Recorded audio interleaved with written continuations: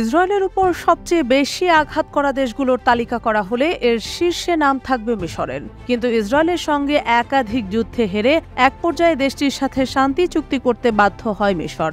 আবার বর্তমান সময় এসে অবরুদ্ধ গাজার দক্ষিণাঞ্চলে নেতানিয়াহু বাহিনীর স্থল অভিযান ইস্যুতে ইসরায়েলের সঙ্গে মিশরের ৪৫ বছরের সম্পর্কের অবনতি হতেও দেখা গেছে।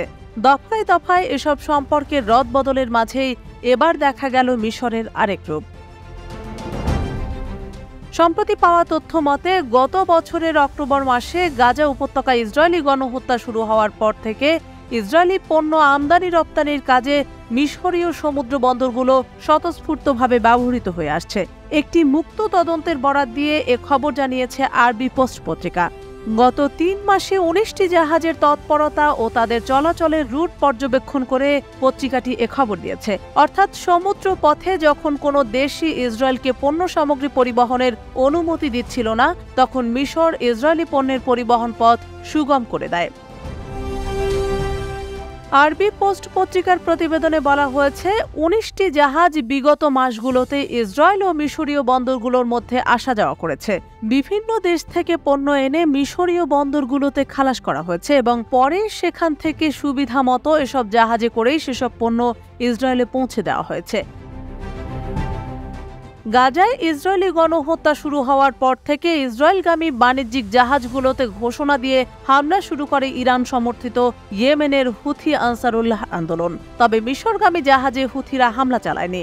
আর এই সুযোগ কাজে লাগিয়ে ইসরায়েলি পণ্য প্রথমে এসে মিশরের বন্দরগুলোতে নেমেছে এবং সেখান থেকে সুযোগ মতো ইসরায়েলে নিয়ে যাওয়া হয়েছে। এভাবে গাজায় ইহুদিবাদীদের ভয়াবহ গণহত্যা চলার একই সময়ে ফিলিস্তিন সহ গোটা মুসলিম উম্মার শত্রু ইসরায়েলের সেবা করেছে মিশর। আরবি পোস্ট জানিয়েছে, গাজা যুদ্ধ শুরু হওয়ার পর মিশরের বন্দরগুলো থেকে ইসরায়েলি বন্দরগুলো বিশেষ করে অ্যাশদোদ ও হাইফা বন্দরে নিয়মিত পণ্য পরিবহন করা হতো। গাজা থেকে অ্যাশদোদের দূরত্ব মাত্র ২৯ কিলোমিটার।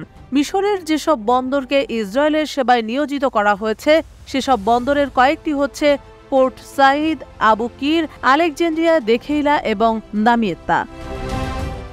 এছাড়া যে ১৯টি জাহাজ ইসরায়েল ও মিশরীয় বন্দরগুলোর মধ্যে পণ্য পরিবহন করেছে সেসব জাহাজের মধ্যে ৭টি কন্টেইনার জাহাজ, ৬টি সিমেন্টবাহী জাহাজ, ৫টি কার্গো জাহাজ এবং একটি বাল্ক জাহাজ। এসব জাহাজ পানামা, লাইবেরিয়া, ইসরায়েল, মিশর, এন্টিগা ও বারমুডা, সিঙ্গাপুর এবং সেন্ট কিটস ও নেভিসের পতাকা বহন করেছে। ইসরায়েল ও মিশরের মধ্যে জাহাজ চলাচলের এ প্রক্রিয়া অব্যাহত রয়েছে বলে আরবি পোস্ট জানিয়েছে।